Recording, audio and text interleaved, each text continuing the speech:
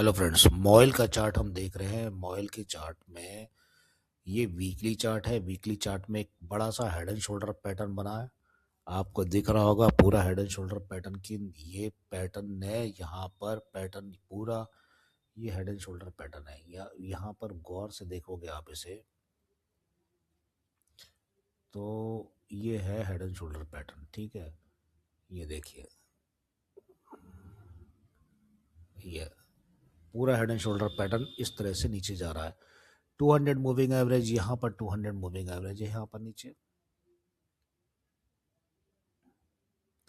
यहाँ पर एक 200 मूविंग एवरेज है, ये नीचे 200 मूविंग एवरेज का सपोर्ट लेने की कोशिश करेगा। लास्ट सपोर्ट यहाँ से लिया था उसने। अगर ये सपोर्ट कामयाब हो जाता है तो ऊपर की तरफ निकलने की कोशिश करेगा, जो कि आरएसआई भी बता रही है कि ऊपर की तरफ निकलने की कोशिश कर सकता है। तो यहाँ पर ये है कि एक एम पैटर्न बना है और यहाँ पर सपोर्ट लेने की कोशिश कर रहा है। ठीक है, अगर यहाँ पर आप 1 घंटे के चार्ट के अंदर देखेंगे, मॉइल को 1 घंटे के चार्ट में देखेंगे तो 200 मूविंग एवरेज ऊपर भी खड़ी हुई है और जो ऊपर प्रेशर के साथ नीचे डालने की कोशिश कर रही है। अगर मान लो 200 मूविंग एवरेज के ऊपर से निकल जाता है तो इसका टारगेट ही कम से कम 350 के आसपास होना चाहिए। लगभग आज 26 है तो 15-20 रुपए के आसपास टारगेट होना चाहिए। पहला टारगेट ये होगा हमारा 342 अगला टारगेट कम से कम 350 एवरेज। तो हम इसको ये समझते हैं कि हमारे पास जो स्थिति है हम इसी टारगेट को मानते हैं फिलहाल। ठीक है, इसी टारगेट को मानते हैं और यहाँ पे देखते हैं कि 200 मूविंग एवरेज कहीं टच होती है या नहीं होती है। 200 मूविंग एवरेज जहाँ पर खड़ी है वहीं पे टच हो रही है। अगर मान लो ऊपर आ जाती है तो ये यहाँ पर इसको पार करके ऊपर निकलने की कोशिश करेगा। अब आ जाइए 15 मिनट के चार्ट में। 15 मिनट के चार्ट में मूविंग एवरेज जो कि मैंने एक दिन के चार्ट में बताया था, वनडे के चार्ट में देखिए। वनडे के चार्ट में ऊपर निकलने की कोशिश हो रही है।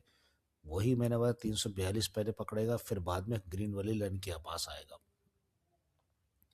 तो सवाल ये उठता है कि ये कैंडल यहाँ से बार बार नीचे डिप मार रही है। अभी इसको क्या है कि अगर मान लो इसने यहाँ से इस बॉक्स को पार कर लिया, ये छोटा सा बॉक्स हमने इसीलिए बनाया है कि रेंज बनेगी इसके अंदर में, और रेंज बनने के साथ में अगर ये इस हाल में इस ट्रेंड लाइन को पार कर जाता है, इस ट्रेंड लाइन को अगर नीचे उतर गया तो ये तो फिर 325 भी शुरू में आएगा, टच करेगा। 325 पहले टच करेगा, मान के चलिए कि 325 में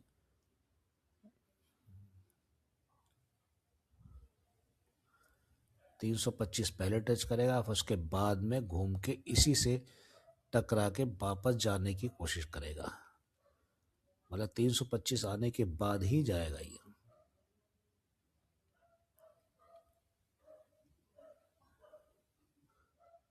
मतलब ये यहाँ पे आया, फिर यूं जाए, फिर निकलेगा। ठीक है, अब आप मेरी बात को ध्यान से समझ गए होंगे और ध्यान देने योग्य बात है। Okay, bye bye bye bye bye bye.